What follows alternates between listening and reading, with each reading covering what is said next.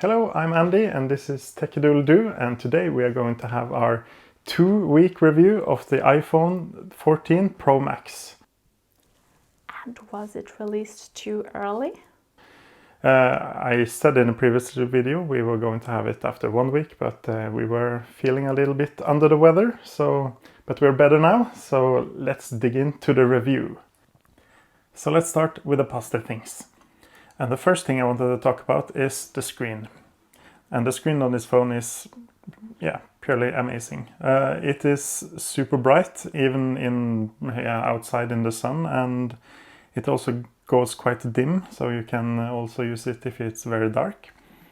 And the refresh rate on this is superb with the high refresh rate. And the great thing is that it is adaptable. So it adapts to what you do on the screen. If it's something that's moving, it will adjust according to that. And if you just do nothing, it will turn the refresh rate down so it doesn't use so much power.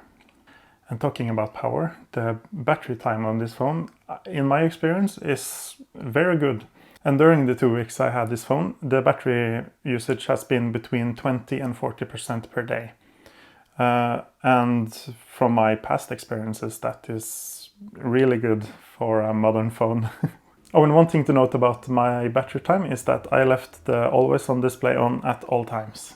And now for something that doesn't fall in either the pro or con category, and that is the dynamic island.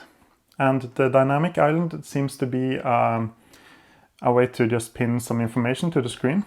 So it could either be your stopwatch or timer, or it could show that the screen is locked, or other things like that. It will be interesting to see if other apps will utilize this dynamic island in the future. And now for some cons. And let's start with an observation I made when I was trying to configure the lock screen or the always on display. And that was inside the wallpaper section of the settings. There was some suggested photos that you can use for the lock screen or always on display. And it took some photos from my photo album. And I thought, oh, those look great. I want to use one of those. And then when it actually selected it, it was so low resolution. It was so blurry and ugly. And I don't understand what happened there, because in the preview it looked fine, but when you actually chose the photo, it was horrible. And it is a photo that is stored on the phone. It doesn't pick it up from anywhere else, so I don't understand why it was so bad. Oh, and I did try different photos I did swipe through it, and every photo was the same. Every photo I chose looked terrible. So, yeah, that was not a good feature. The next thing I want to talk about is the camera and, well, the Pro features that they call, namely the ProRes and ProRAW. And ProRAW is for when you take a photo, and that is the only way to get 48 megapixel photos. So I tried to take both. I had the phone in the same place, and I took a photo with ProRAW on and off. And on the phone I couldn't see any difference at all. And the same goes for ProRes, which is for filming videos. And again, the same experience there. I didn't see any difference while watching the content on my phone. But I do see that it is maybe a feature for those who actually use the phone for, well, professional things, that actually take the photos and videos into the computer and do a lot of editing on them. Then I see that, it's surely a useful feature for them, but for, well, the average Joe, well, you should just leave the features off, because it just takes up so much more space on your phone and you lose all the storage for, well, things you don't need. Another thing I noticed when I was trying to take a photo of a flower was that when I took the phone closer to the flower, the viewpoint changed. So I noticed that it actually changes between the different cameras depending on what it thinks is the best. And it was super confusing for me, because when I first was closing in, I had a perfect angle, and then it just changed over slightly, and it ruined the whole photo for me. So I did some digging, and I found that in the settings you can actually turn it off. So then you have the control of what lens you use, and well, it's great that you can actually turn the feature off and choose yourself. But yeah, they don't say anything about it. So to be able to disable the automatic lens change, you have to dig into the settings and find the macro control. And in my opinion, that isn't very user-friendly. Hello, I am Emmy, and I'll be taking over this video because Andy is not feeling so well. So let me just grab his chair. So the biggest downfall of this phone, in our opinion, is again camera related. The first time Andy tried to film with this phone, he tried to pan just like this.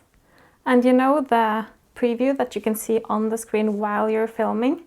It was super choppy. So we were sure that the outcome, the video we made, was bleh. But we had a look and the video seemed okay.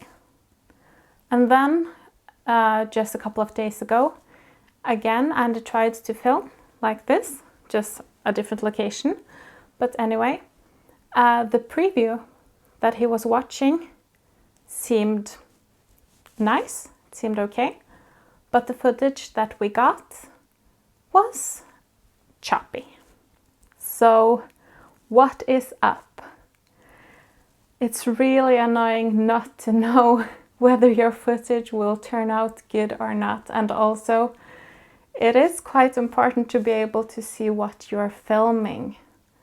So that is our biggest downfall, because Andy bought this phone because we wanted to use it as our filming camera when we're making YouTube videos.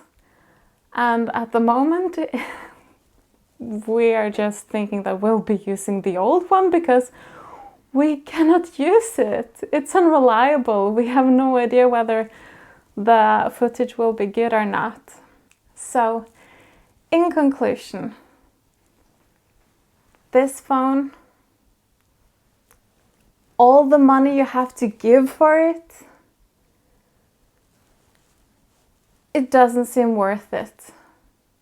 It has these annoying bugs that just, it feels unfinished. It feels like a prototype of some sort. And also the fact that well, what is the reason this phone is super expensive? Probably a big part of that is the camera. And when you can't even use it, well, for me it just seems weird. And yeah, it's probably some software related, and maybe they'll fix it in a software update. Hopefully also the other annoying buggy things that we mentioned. So yeah, they'll probably fix it, and it will probably not be a problem at a given point in time. But as it is at the moment, it feels unnecessary to use so much money on something that feels so unfinished.